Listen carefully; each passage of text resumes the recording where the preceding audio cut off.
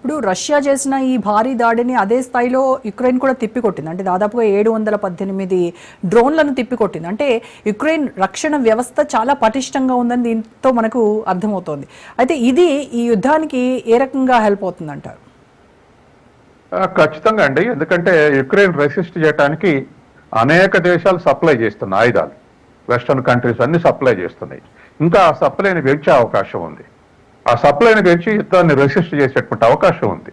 ఈ నాటోకి కానీ అమెరికాకు కానీ లేదా వెస్టర్న్ కంట్రీస్ కానీ ఉన్నటువంటి ఆబ్జెక్టివ్ ఏంటంటే, ఒకటి సాధ్యమైనంత దీర్ఘకాలం యుద్ధం కొనసాగితే రష్యా ఆర్థిక వ్యవస్థ మీద ప్రభావం పడుతుంది. ఎందుకంటే రష్యన్ ఆర్థిక వ్యవస్థ $2 ట్రిలియన్, అమెరికన్ ఆర్థిక వ్యవస్థ $30 ట్రిలియన్, రష్యన్ ఆర్థిక వ్యవస్థ $2 ట్రిలియన్, భారతదేశం ఆర్థిక వ్యవస్థ $4 ట్రిలియన్, చైనా ఆర్థిక వ్యవస్థ $20 ట్రిలియన్. అంటే ఈ 4 దేశాలతో పోల్చుకుంటే రష్యా చాలా చిన్న ఆర్థిక వ్యవస్థ, సోవియట్ యూనియన్ జీలిపోయిన తర్వాత. కానీ దానికున్న బలం ఏమిటంటే, ప్రపంచంలో అత్యధిక అణ్వాయుధాలు ఉన్న దేశం రష్యానే. ఇవాళ రష్యా దగ్గర 5449 అణ్వాయుధాలు ఉన్నాయి. అట్లాగే అమెరికా దగ్గర 5200 ఉన్నాయి, చైనా దగ్గర 600, భారత్ దగ్గర 180, పాకిస్తాన్ దగ్గర 170 ఇట్లున్నాయి అణ్వాయుధాలు. కాబట్టి రక్షణ సామాగ్రి విషయంలో అమెరికాకి ఈక్వల్ గా ఇవాళ రష్యా శక్తివంతమైనటువంటి దేశం. అందుకే ఇవాళ దీర్ఘకాలం యుద్ధం కొనసాగితే రష్యన్ ఆర్థిక వ్యవస్థ మీద ప్రభావం పడటం అనేది, ఒత్తిడి పెరగటం. తర్వాత ఇంకోటి కూడా ఒక ప్రకటన ఇచ్చాడు మొన్న ట్రంప్. రష్యా నుంచి ఆయిల్ కొనుగోలు చేస్తే 500% టారిఫ్లు వేస్తామని కొన్న దేశాలకు, వాళ్ళ దేశాల నుంచి అమెరికాకు దిగుమతి వచ్చే మీద 500% టారిఫ్ వేస్తామని బెదిరించాడు ట్రంప్. గతంలో కూడా నిషేధం విధించినప్పుడు కూడా ఎవరు పెట్రోల్ కొనడానికి వీల్లేదన్నప్పుడు యూరోప్ లో 1-2 దేశాలు రిజెక్ట్ చేసినాయి, మిగతా అన్ని ఫాలో అవుతున్నాయి. కానీ చైనా, భారతదేశం వినలేదు అమెరికా మాట.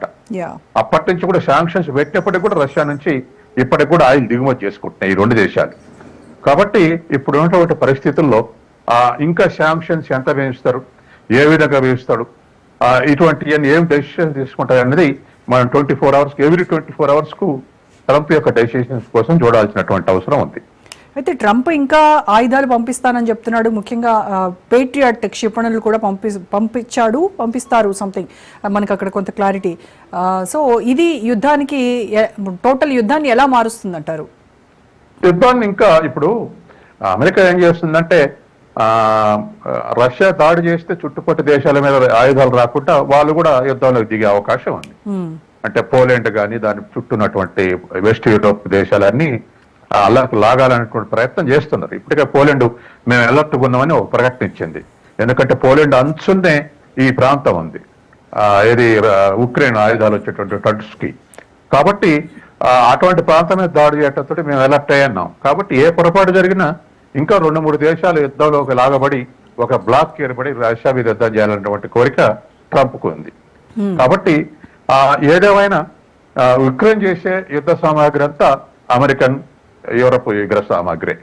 తర్వాత ఆఖరికి మేము సైనికులు కూడా పంపుతామని చెప్పేసి కొన్ని యూరోప్ దేశాలు స్టేట్మెంట్లు ఇచ్చినాయి. రష్యాకు ఉత్తర కొరియా పంపింది, అందుకని మేము కూడా పంపుతాం అనేటువంటి స్టేట్మెంట్లు కూడా మనం చూసాం. కానీ ఇప్పటి వరకు మెటీరియలైజ్ కాలేదు. అట్లాగే ఉత్తర కొరియా సైన్యం ఉన్నట్టు కూడా ఇంకా కన్ఫర్మ్ కాలేదు, ఎక్స్పెక్టేషన్స్, ఇంటెలిజెన్స్ రిపోర్ట్స్. ఏదేమైనా మరి రష్యాకు సరిపోని సైన్యం ఉంది, వాళ్ళ సైన్యం 31 లక్షల సైన్యం. అందుకని బహుశా ఇతరులు రావాల్సిన అవసరం ఉండదు. కానీ ప్రపంచవ్యాప్తంగా మిలిటరీ రిక్రూట్మెంట్ తగ్గిపోయింది, ఇష్టపడలేదు ప్రజలు దాంట్లో చేరటానికి. అయితే ఈ వాటికన్ మొత్తానికి మనం మొన్న కూడా మాట్లాడుకున్నాము సత్యం గారు, శాంతి చర్చల గురించి. ఇటు వాటికన్ కూడా ఆతిథ్యం ఇవ్వడానికి సిద్ధంగా ఉంది.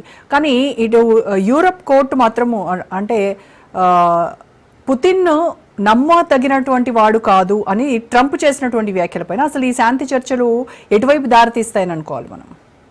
ఇప్పుడు ప్యారల్ గా చర్చలు జరుగుతూనే ఉన్నాయి. రాత్రి రోములో జెలెన్స్కీ తర్వాత అమెరికన్ అధికారులు చర్చలు జరిపారు.